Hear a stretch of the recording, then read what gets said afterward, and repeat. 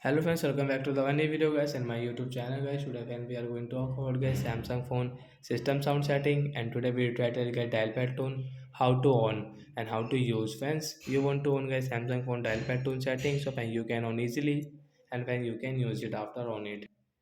So before starting video friends, first of all go and subscribe the channel guys, click the bell icon, like the video, open your phone setting guys. After on phone setting guys, click on phone sound and vibration, tap here. Friends, scroll it. Friends, you can see phone system sound setting guys. Tap on system sound. Friends, you can see guys this dialing keypad guy. We will on from the right side icon. Friends, come back. Friends, open your dial pad guys.